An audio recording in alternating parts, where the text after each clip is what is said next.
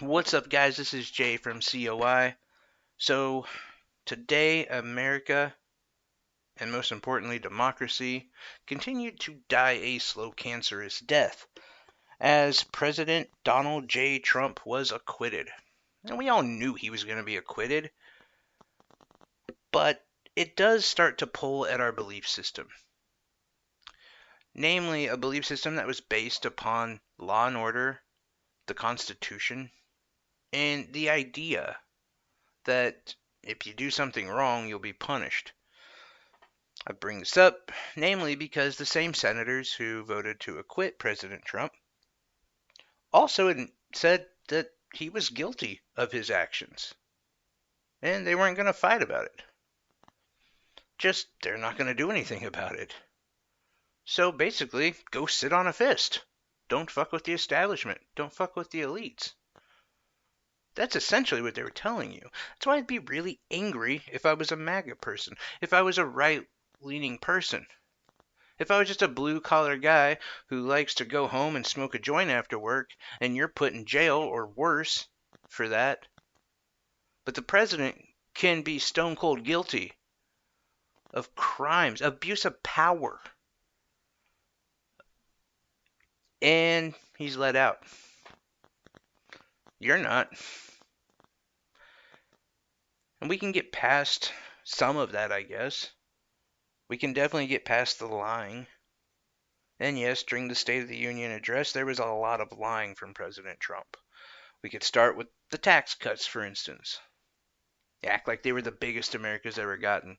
Yeah, they're about the 8th biggest, but that doesn't even matter. The important thing that matters is he acted like you got them. You didn't. And the little bit you got last year is going to continue to dwindle for the next decade. 83% of it went to the 1%. Don't kid yourself.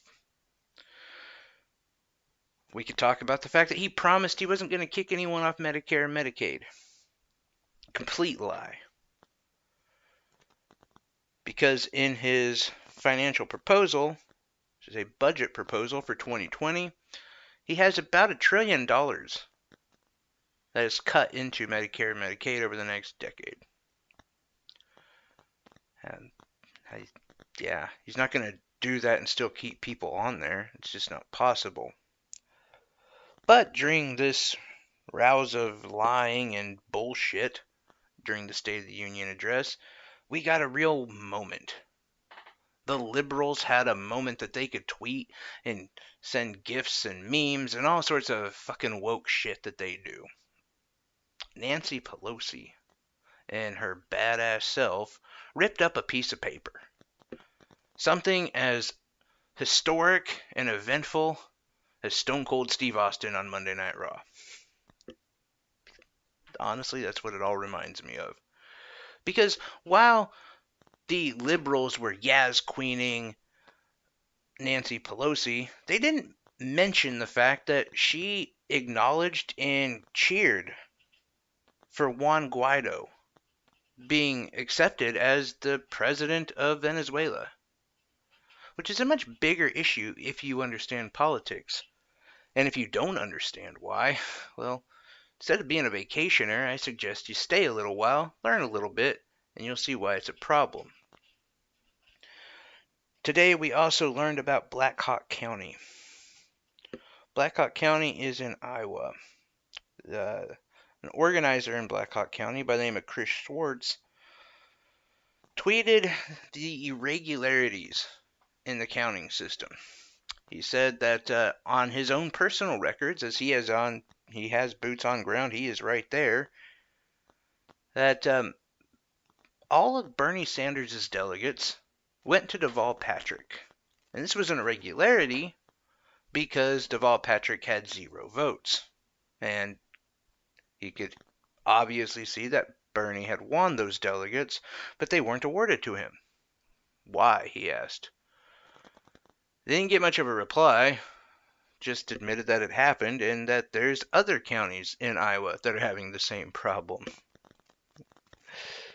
I, like many, posted about it, tweeted about it, complained about it, and I was then treated to 15 to 20 minutes of people per conversation, mind you, telling me how I need to vote blue no matter who. And some of these people I engaged with, and I found it interesting as they were sending me memes. Like the classic one, Bernie Sanders and Donald Trump both agree on trade deals. We need to get behind the party. Let's tell you something real quick. If we want to get behind the party right now, the party leader is Bernie Sanders. Not Buttigieg. Definitely not Biden, like you liberals told me a month ago. Yeah, but deeper than that, let me ask, as I did, what do you like about these trade deals? What's your favorite part of TPP? What do you like about NAFTA? And of course, I got no reply because they didn't know. They just heard MSN or CNN and somebody talk about how Trump's against them, so they better be for him. Completely uneducated. Completely ruined the idea of vote blue no matter who. Because the reality is, if that's how you feel, you are putting another stake in the heart of democracy. I think a lot of you liberals who have that blue wave mentality also get angry at Trump supporters, at the Yang Gang, at the quote-unquote Bernie bros. Because we all have a political belief system. You don't. You haven't chosen anyone. And when you bring up, well, did you understand that under Biden's administration, that just as many kids in cages were sent back to Southern America where they were killed? They say, well, yeah, but that was then. It's changing. It is? I don't see any change. And yes, by the way, we did get an official report today, and most of those immigrants who were trying to escape danger and were sent back about 6 months ago or so, about 100 to 200 of them were murdered in El Salvador and in Honduras, and the others, we have no idea where they were. But we did track them. And yes, Donald Trump and the conservatives do have that blood on their hand, but so does the fucking liberals. The Democrats who voted and support Obama no matter what. You have that same blood on your hands. You bring up the fact that Buttigieg, Biden, Elizabeth Warren all supported Trump's military budget. Now, granted, Buttigieg could not vote for it, but he did say at a rally that he agreed with it. That bloated military budget that causes us to continue to commit imperialist actions in other countries and to keep us in long-going wars that just won't fucking end. Oh, yeah, but that's okay because they're Democrats. And these are the same people who say the Trump supporters are cultish weirdos. Yeah, you guys are saying that as you're overlooking everything that your party does. And if you're one of those people who has sent me messages, has talked to me, vote blue no matter who, let me just say this.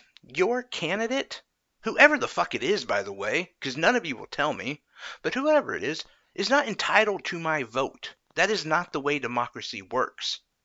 It is their job to appeal to my vote. Now, instead of worrying about who I'm going to vote for, maybe you should develop your own political belief system and fucking pick a candidate. And actually stick behind the person you want to go with.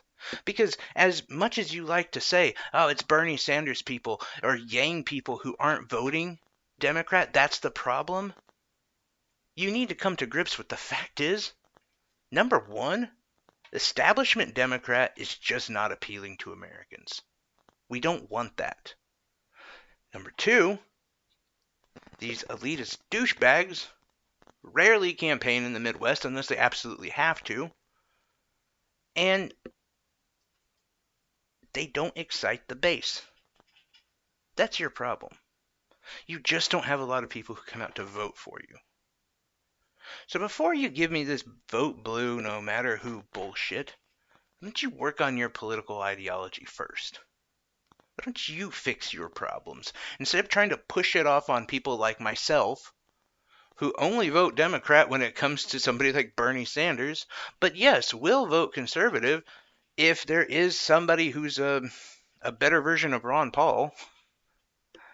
Because, you see, I have a political ideology that I go by, not a color. And while they continue to make us fight like this, left versus right, white versus black, man versus woman, blah, blah, blah, blah, blah, we're all missing the fact that it's the elite and the establishment versus the rest of us. And meanwhile, we're really helping them win that battle because we keep killing each other off. We don't even look up at them. All I ask from both sides is to please stop letting it be so easy to destroy our democracy. We actually need to create our own belief system and stand by it no matter what. If the master or the daddy that we chose to serve happens to break that ideology, then we call that person out for it. Don't make excuses because of the colors they stand for. Oh, but he's red. It's okay. He's blue. Doesn't matter. He took us from 2 wars to 8 wars. Be principled. That's all I'm saying. Maybe democracy will have a shot, but I doubt it. Anyway, thanks a lot, guys. Good evening.